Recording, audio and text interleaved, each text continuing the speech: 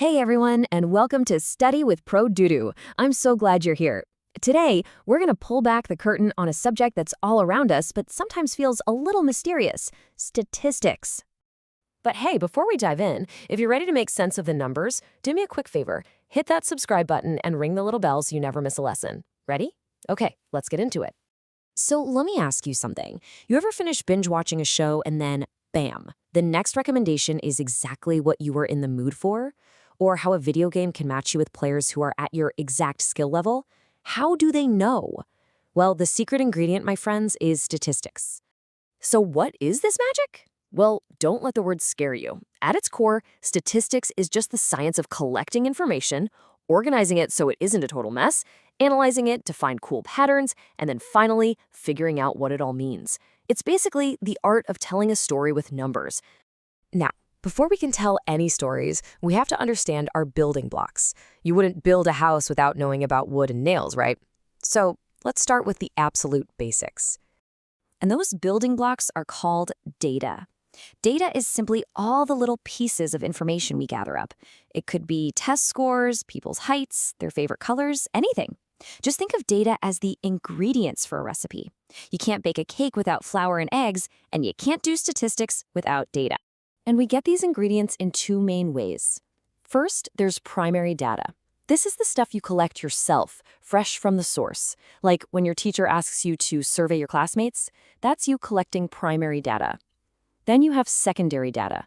This is information that someone else already did the hard work of collecting. Think of facts you find in a book or data you pull from a website.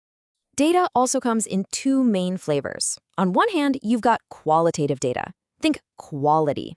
This stuff describes qualities or categories, like eye color, your favorite type of music, or the brand of your phone. On the other hand, you have quantitative data. Think quantity. This is all about the numbers: your height, the temperature outside, how many points you scored in a game. It's really the difference between what kind and how much. Okay, so let's say we have a whole list of numbers. It can be kind of overwhelming, right? So how do we boil all of that down into maybe just one number that gives us a good idea of the whole group? Well, that's where we get into the idea of finding the average. Because let's be honest, a long list of numbers just looks like a jumbled mess. It doesn't really tell us anything at a glance. So the very first step, always, is to bring some order to the chaos. We need to get organized. And a super simple way to do this is with a frequency table. It sounds a little technical, but it's not. All you do is list each score that's possible, and then you just tally up how many times or how frequently each score appeared. Suddenly, that random mess of numbers starts to take shape. All right, now that we're organized, we can find our first type of average. This is the one you've probably heard of the most. It's the mean.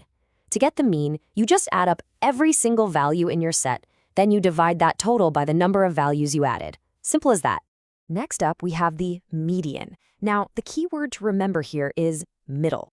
The median is the number that is physically in the middle of the list. But, and this is the part people always forget, you must arrange your numbers in order first, from smallest to largest. It's a non-negotiable step. So, finding it is always a two-step dance. Step 1, line up all your numbers in order. Step 2, pinpoint the number that's right in the center of the line. Now, if you have an even number of values, you'll have 2 in the middle. No worries, you just find the mean of those 2 middle numbers. And the third type of average is probably the easiest one of all. It's the mode. Just remember, mode sounds like most. The mode is simply the value that shows up most often in your list. You can even have more than one mode. It's the most popular kid in the data set.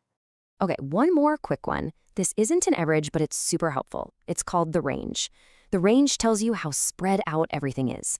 All you do is find the highest value in your data, find the lowest value, and subtract them. That's it. It gives you a quick snapshot of the variation. So, finding averages is great for summarizing a set of numbers. But you know what they say, right? A picture is worth 1,000 words. Or, in our case, a picture is worth 1,000 numbers. That's where graphs come in. Now, there are all sorts of ways to make your data visual. Some of the most common ones are bar charts, which are awesome for comparing different groups. Pie charts are perfect for showing how a whole thing is broken up into parts. And line graphs are the best when you want to see how something changes over time.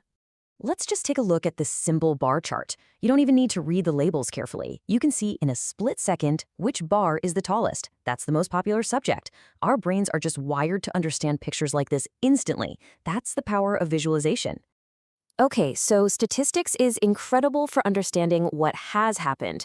But what if we want to take a peek into the future? What if we want to know what might happen? For that, we turn to statistics' very close cousin, probability. Probability is just a way of measuring how likely it is that something will happen. The basic formula is this. You take the number of ways your desired thing can happen, and you divide it by the total number of things that could possibly happen.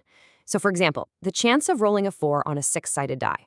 Well, there's only one 4, but there are 6 possible sides, so the probability is 1 out of 6. Wow, okay, we have covered a ton of ground today, but you're doing great.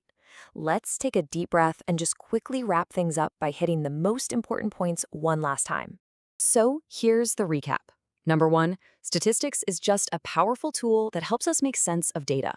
Number 2, mean, median, and mode are just 3 different ways to describe the typical value in a group of numbers. And number 3, graphs are your secret weapon for turning a boring list of numbers into a visual story that everyone can understand. And I want to leave you with this thought. Please, don't ever let yourself think that math is just about numbers and formulas and getting the right answer. At its heart, mathematics, and especially statistics, isn't about computation. It is about understanding. It's a language we use to describe the amazing patterns of the world. And that is a wrap on our intro to statistics. Thank you so much for studying with me today. If this helped you out, please give this lesson a thumbs up and subscribe for more. Keep asking questions, keep looking for patterns, and I will see you in the next one.